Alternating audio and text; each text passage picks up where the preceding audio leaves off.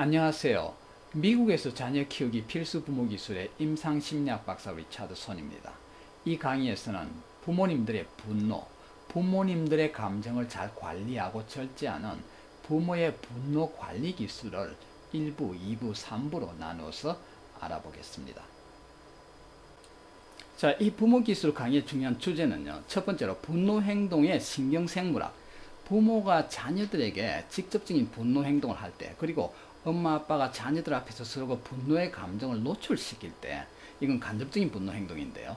이런 부모님의 분노 행동이 성장하는 자녀들의 성품 형성에 어떤 영향을 미치는지에 대해서 신경과학적으로 분석을 해보도록 하겠습니다. 그리고 분노 행동 심리학에서는 이 분노 행동이 생활 속에서 어떻게 강화되어 가지고 반복되는지 심리학적으로 잠시 들여다보겠습니다. 2부에서는 분노 행동을 모니터링하는 기술하고 분노의 감정을 올바르게 표현하는 기술을 좀 알아보고요. 그리고 제3부 마지막에서는 분노의 감정을 적절하게 관리하는 몇 가지 중요한 행동 기술을 설명드리겠습니다. 20세기 후반에 신경과학이 발달하면서 대뇌 기능에 대해서 많은 것이 밝혀졌습니다. 자, 지금 이 대뇌 그림에서요, 이 앞부분을 전두엽이라고 하는데요. 이곳이 우리 인간의 그 최고 고등 기능을 관장하는 그런 곳으로 밝혀져 있습니다. 전두엽의 기능으로는요, 첫째가 미래지향적 사고행동, 우리 자녀들이 스스로 인생의 그 목표를 설정하고 계획을 세우고 그것을 실천하면서 미래보다 나은 결과를 위해서 오늘의 고통을 참고 견뎌내고, 그리고 도전적이고 좌절감을 안겨주고 때로는 절망감을 주는 그런 문제들이 등장했을 때, 이때 우리 아이들이 스스로에게 동기를 부여하고 창의력을 발휘해서 문제를 해결해 나가는 미래지향적 인지행동 기능. 둘째, 다른 사람에게 자신의 생각과 주장을 분명하게 말할 줄 알고 또 다른 사람의 생각이나 주장 그리고 비평적 피드백을 기꺼이 수용하고 이것을 나 자신을 위해서 생산적으로 활용할 줄 아는 능력. 세 번째로요, 나 자신에게 주어진 권리를 당당하게 행사하고 동시에 다른 사람도 동등한 권리를 지니고 있음을 인정하는 그 인간관계, 사회성 기능. 그리고 옳고 그름을 판단하는 윤리, 도덕의식. 마지막으로 불안, 분노, 슬픔, 좌절감과 같은 그런 불편한 감정을 적절하게 관리하고 통제하는 감정 절제 능력, 정서 기능이요. 이런 것들이 전두엽의 기능으로 그렇게 밝혀져 있습니다. 이런 대뇌 기능의 발달 과정을 좀 더 깊이 들여다보면요, 우선 논리적이고 계산적이고 언어 기능의 좌반구 두뇌 기능은 학교 공부를 통해서 발달이 됩니다. 그러나 지금 설명드린 이 전두엽의 고등 기능이요, 미래지향적 사고행동이라든지 동기부여, 정서 감정 관리 능력들, 도덕, 윤리의식, 그리고 창의력, 통찰력, 이런 전두엽의 기능들은 학교 공부를 통해서만 발전되어지지 않는다는 사실에 주목할 필요가 있습니다. 이러한 기능은 가정에서 부모가 제공하는 환경 그리고 자녀 양육 방법에 의해서 가다듬어지는 그런 두뇌 기능이라는 사실을 기억하셨으면 합니다.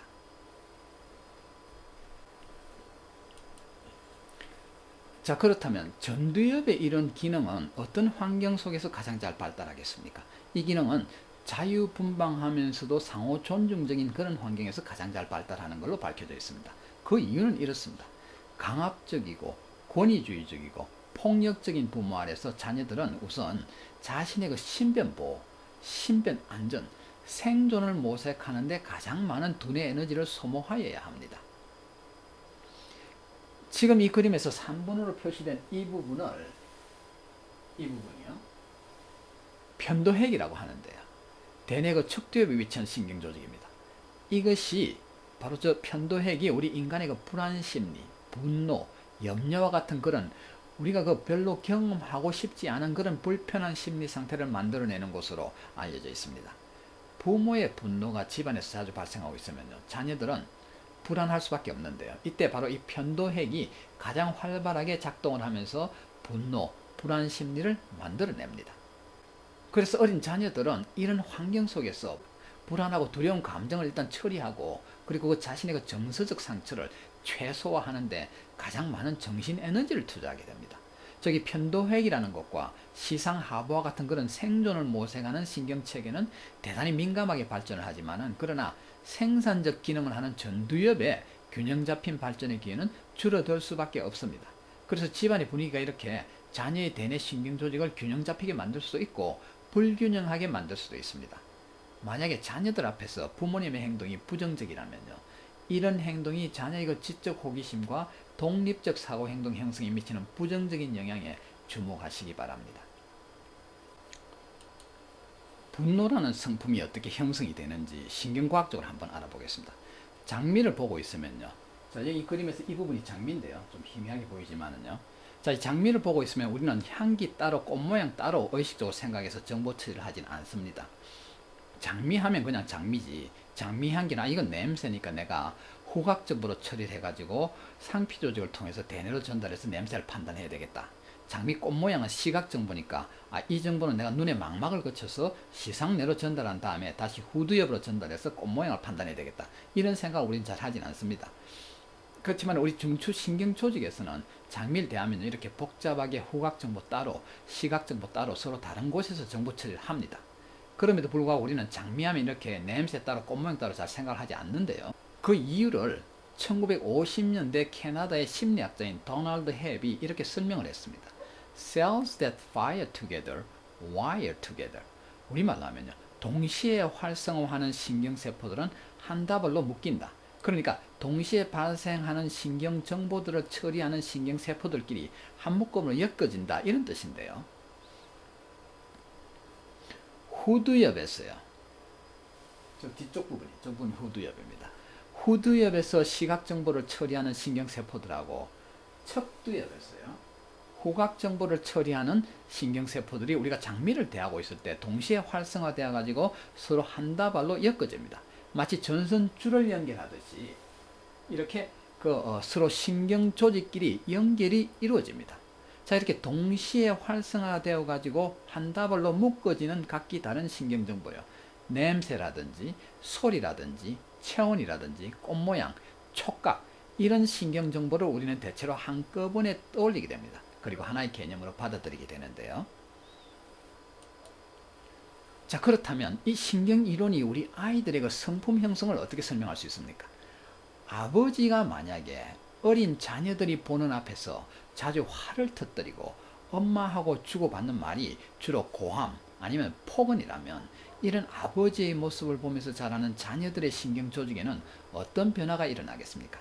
가령 아버지가 엄마하고 말을 하다가 자신의 뜻대로 잘 되지 않으면 화를 내어가지고 문제를 해결한다고 가정했을 때요, 이때 우선 그 아버지의 모습은 시각정보, 아버지가 풍기는 냄새, 만약 술이라도 드셨다면요, 이 술 냄새는 후각정보, 그리고 아버지에게 분노의 언행은 청각정보요, 그리고 그 당시 상황은 기억을 만드는 그 해마라는 곳에서, 그리고 만약에 체벌, 매질이라도 뒤따랐다면 이것은 신체 감각정보, 이렇게 각기 다른 감각기관을 통해서 동시에 정보 처리가 이루어집니다. 동시성을 띠고서 말입니다. 자, 아버지의 분노, 그리고 체격이 큰 어른이 조성하는 불안한 분위기와 다른 감각기관을 통한 신경정보들이 어떻게 된다고 했습니까? 한꺼번에 한 다발로 묶어지게 됩니다. 이런 모든 신경정보들이 이 상황에서 아이의 불안감, 그러니까 이 불안 심리를 불러일으키는 편도액의 작동으로 한꺼번에 엮어집니다. 그러니까 아버지의 분노, 그 분노로 인한 불안한 심리 상태하고 이 부부 사이에 문제가 잘 해결이 되어지지 않을 때 아버지가 엄마에게 분노를 터뜨려서 문제를 해결하는 문제 해결의 방법, 이런 것들이 모두 한꺼번에 묶어지게 됩니다. 우리가 장미를 보면 냄새 따로 꽃 모양 따로 생각할 필요가 없듯이 이런 여러 종류의 신경정보도 한 묶음으로 묶어지면요, 이렇게 한 묶음으로 묶어진 신경정보들은 한꺼번에 활성화되게 됩니다.